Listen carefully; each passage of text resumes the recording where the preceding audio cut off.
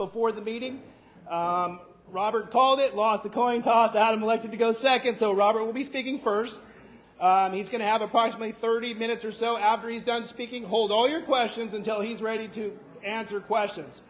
At the end of the question and answer session for Robert, we'll bring up Adam. Same thing. He'll have about 30 minutes to talk and answer questions. And then if we have time at the end, then we'll go ahead and address any questions or maybe some rebuttals. But we didn't want to, this is not a debate. This is just a town hall, so you guys, the public, can ask questions of the candidates. Craig? So make sure you're mindful of the microphones because we're going to go live here in. We're good? All right, good evening and welcome to another 1776 Sons of Liberty production, the Town Hall live stream. Tonight's the Board of Supervisors for Kings County's Town Hall. We have two speakers. If Robert, you want to come up, and Adam, you want to come up real quick so we can just do a quick introduction so people know who we're talking about. Just a quick little introduction. Hi, good evening. I'm Robert Thayer. I'm Adam Medeiros. And these are your Board of Supervisors candidates for District 5. All right, give them a hand.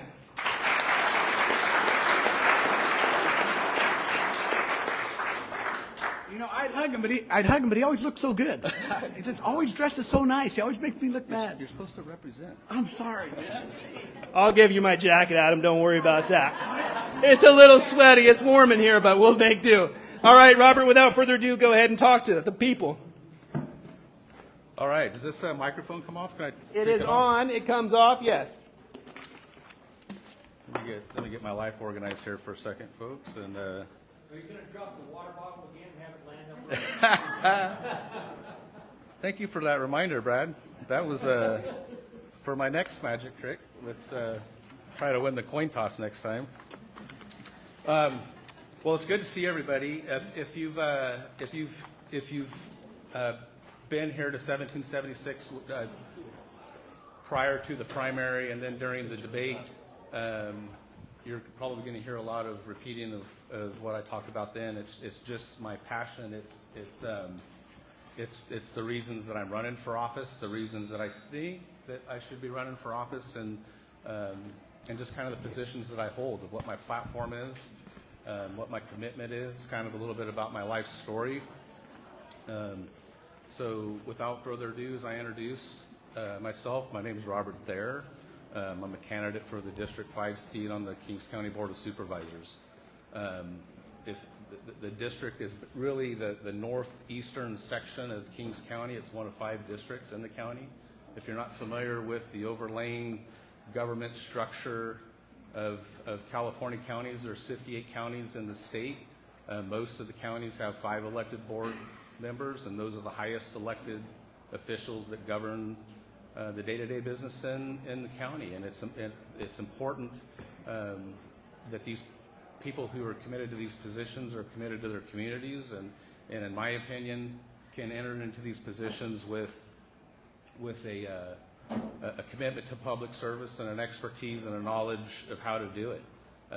Too often, I think some of us see people enter into politics, and you're wondering, what are you doing? I think when you opened up in prayer, you know, some of the things that we see going on across this country that many of us are not appreciative of, and then right here on our own communities, and there needs to be work to be done to accomplish it. For me, I think I'm that candidate because for those who don't know, I currently serve as the undersheriff in this county. I know the sheriff is in here somewhere. Yep, back here. Thanks for coming, Sheriff. When Sheriff Robinson took office in 2011, I was blessed to be appointed as one of his second in commands. And I've served him in that capacity still to this day. And it's that itself is an anomaly in the state of California. Most guys in my positions last a couple years and they go out to pasture. But in that role, there is this commitment to our communities in all aspects of things. And I say this, I came to work here November 27th of 1989, and I've worked in every community in this county. I've patrolled the streets in Avenel and served the people that live on 5th Street in Avenel, or 1068 South 7th, an apartment complex in Avenel, or on Edward Street in Calhoun City, in Stratford, the Island District. I have been all through this county. I don't know if you know where Devil's Den is, but you go to Egypt and you turn left, and that's where Devil's Den is. And I've even served out there.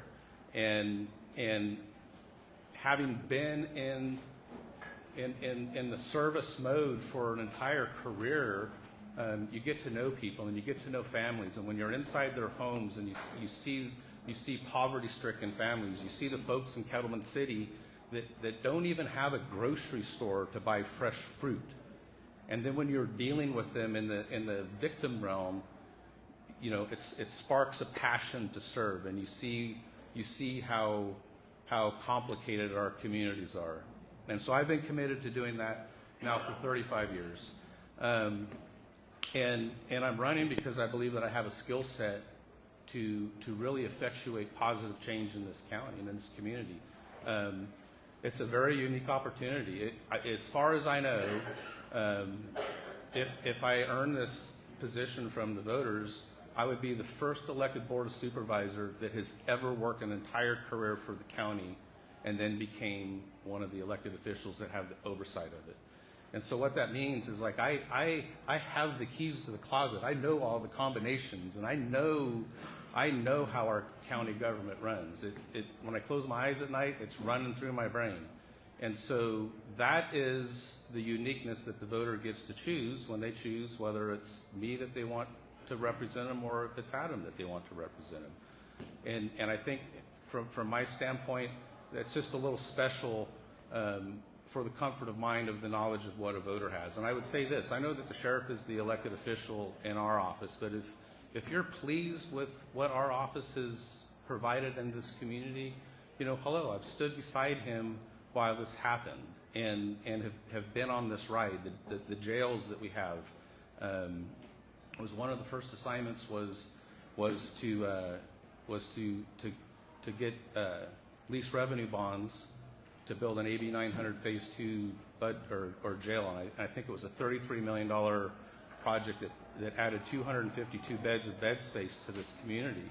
And it's right on the heels when California flushed all of their prisoners into the local community, and we had nowhere to put them. And we worked aggressively and we worked hard, and we got this jail up and running. And I think in the middle of that, it was like, okay, we got that. I mean, this project's running forward. Now what do you want to do? He's like, I want to build another jail.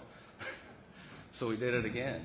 And this time we concentrated our efforts on the mental health population and built 25 beds, mental health beds in that facility, and programming spaces and classrooms and warehouses and things to remediate poor behavior from citizens that go into custody with us, to hopefully educate them to come back out into our communities a little better than they went into jail. And she was the court reporter, and that's the truth. I do have another story I'll tell you, sidebar, that I think is funnier. It's a little entertaining, but I'll tell you that sidebar. But anyway, Together, we've raised our family here. We have 3 now adult children. My middle boy, Peyton, here in the second row, is a 7th grade math and science teacher out in Woodville, California. It's a Title